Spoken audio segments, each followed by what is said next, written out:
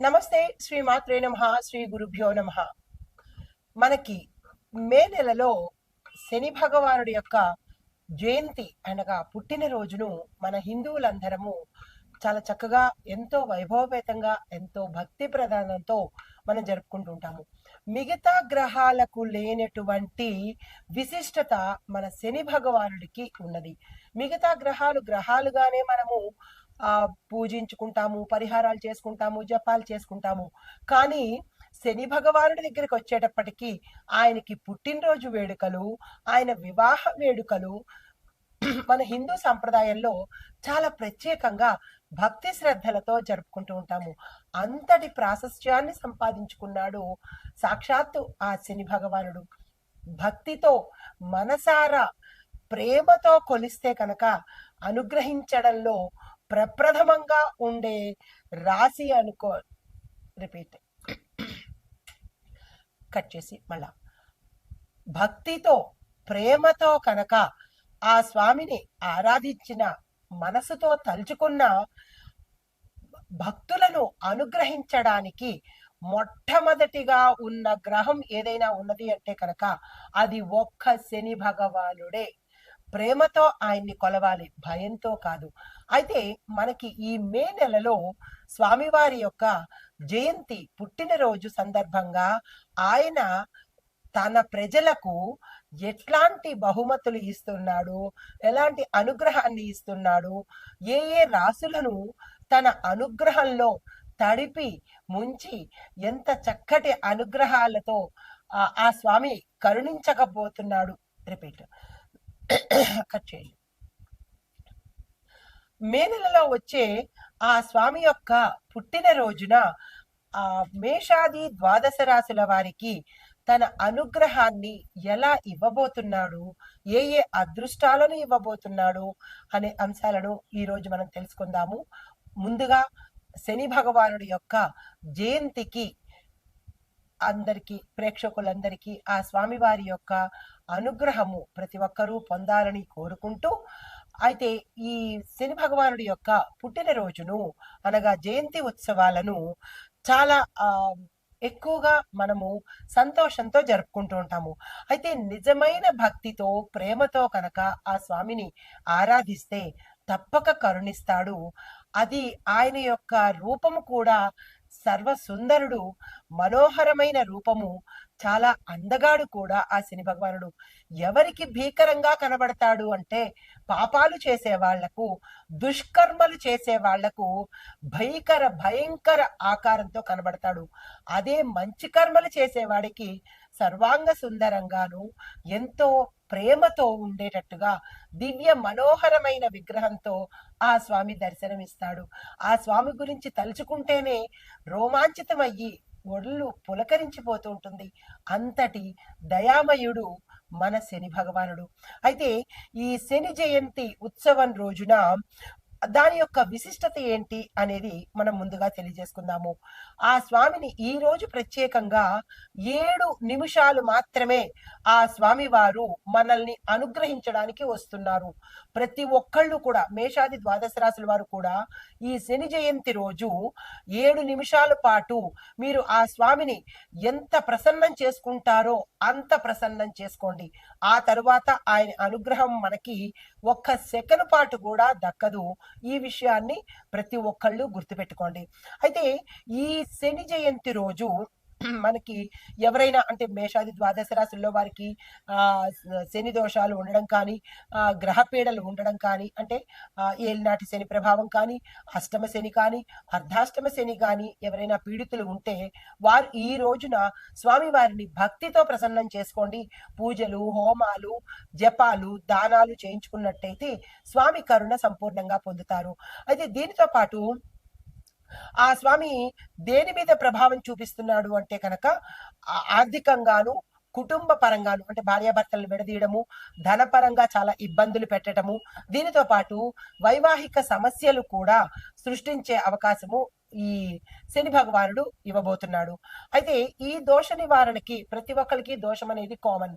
ఈ దోష నివారణ కోసము ఆ రోజు ప్రత్యేకంగా ఏం చేసుకోవాలంటే శని భగవానుడి యొక్క చరిత్ర చదవడము, శని భగవానుడి యొక్క నవరత్న ధారణ చేసుకోవడము, దీంతో పాటు తిలదానం చెయ్యడము, దాన ధర్మాలు చేయడము, పేదవారిని తమకన్నా బలహీనులను ఆప్యాయతతో ఆదరణతో ఆదరించడము, ఇలాంటివన్నీ ఆ రోజు నీలి వస్త్రాలు నలుపు వస్త్రాలను ధరించినట్టయితే కనుక స్వామి సంపూర్ణంగా ప్రసన్నుడవుతాడు.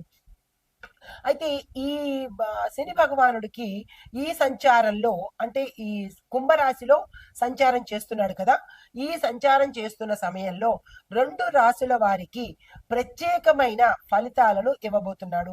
ఆ రాశులు ఏంటంటే కుంభరాశి, మీనరాశి. ఈ 2 రాశుల వారికి ప్రత్యేకమైన శుభాశుభ మిశ్రమ ఫలితాలను ఇవ్వబోతున్నాడు. అయితే ప్రత్యేకంగా ఈ 2 రాశుల వారిని గురించి చెప్పుకొని తదుపరి మనము మేషాది ద్వాదశ రాశుల వారికి ఎలాంటి ఫలితాలు ఇవ్వబోతున్నారు అనే అంశంలో ముందుగా కుంభరాశి వారికి ఎలాంటి ఫలితాలు ఈ సందర్భంగా ఇవ్వబోతున్నారు అంటే, శని తన స్వరాశిలో అంటే కుంభరాశిలోనే సంచారం చేస్తున్నాడు. దానికి బలమైన స్థానంలో శని ఉన్నాడు కాబట్టి ఫలితాలు ఎలా ఉంటున్నాయంటే, కుంభరాశి వారిని శని యొక్క అతి ప్రభావితం చేస్తుంటాడు. దీని పరంగా వాళ్ళకి 5 సంవత్సరాల పాటు మానసిక ఒత్తిడి ఉంటుంది, ఆరోగ్య సమస్యలు ఉంటాయి, ఆర్థిక ఒడిదుడుకులు కూడా ఎక్కువగా ఉంటుంటాయి. అయితే ఉద్యోగంలో కొంతమందికి ప్రమోషన్స్ రావడము, వేతనంలో వృద్ధి అవ్వడము, అంటే మనకి ప్యాకేజ్ పెరగడము, జీతాలు పెరగడము, కొత్త స్థిరమైన ఉద్యోగ అవకాశాలు కూడా శని భగవానుడు ఈ సమయంలో ఇవ్వబోతున్నాడు. అయితే కుటుంబ సంబంధాలు కొంతమందికి మెరుగయ్యే రీతిగాను, కొంతమందికి హీన స్థితిలోకి వెళ్ళే అవకాశాలు కూడా ఇస్తున్నారు. అది వారి వారి యొక్క జన్మ లగ్నంలో కర్మస్థానంలో ఉన్న ప్రభావాన్ని బట్టి, అంటే 10వ స్థానము 7వ స్థానములో ఉన్న ప్రభావాలను బట్టి వీరి యొక్క అనుభవాన్ని తప్పనిసరిగా పొందేలాగా చేస్తాడు. దీంతో పాటుగా తల్లి ఆరోగ్యం మీద ఎక్కువగా శ్రద్ధ పెట్టాల్సిన అవసరం ఏర్పడుతుంది. శని జయంతి రోజున స్వామివారికి కొంచెం కట్ చేయండి, వాళ్ళు కట్ చేసేస్తారులే, కట్ చేయండి మర్చిపోకుండా, కంటిన్యూ. అయితే ఈ శని జయంతి రోజున శని భగవానుడికి తిలాభిషేకం చెయ్యడము, తిలలు అంటే నల్ల నువ్వులతో అభిషేకం చెయ్యడము, నల్ల నువ్వులతో దీపం పెట్టడము, నల్ల వస్త్రాలను దానంగా ఇచ్చినట్టయితే కనుక కొంత సానుకూలమైన ప్రభావాలు ఈ కుంభరాశి వారు పొందుతారు. అయితే తదుపరి మీనరాశి అంటే ఈ 2 రాశుల మీద ఎలాంటి ప్రభావం చూపిస్తున్నారు అనే అంశంలో ముందుగా కుంభరాశి అయ్యింది. తరువాత మీనరాశి వాళ్లకు గ్రహస్థితి వీరికి 12వ స్థానం నుంచి 8వ స్థానంలోకి వస్తున్నాడు. అంత క్రితం వరకు 12వ స్థానంలో సంచారం చేసిన వాడు 8వ స్థానానికి వస్తున్నాడు. 8వ స్థానంలో 2వ అష్టక దశ ప్రారంభమవుతుంది. అయితే ఈ ఫలితాలు ఎలా ఉంటాయి అంటే, మీనరాశి వాళ్ళకి శని యొక్క సెకండ్ ఫేజు ప్రారంభం అవుతోందనమాట. మానసిక ఆందోళనలు, అనుకోని ఖర్చులు స్టార్ట్ అవుతూ ఉంటాయన్నమాట. ప్రథమ దశ అయిపోయింది, ఇది షాడో దశ అంటే 2వ దశ ప్రారంభమవుతోంది. అనేక ప్రయత్నాలు, మీరు ఏ ప్రయత్నాలు చేసినా అవి ఆలస్యం అవుతుంటాయి.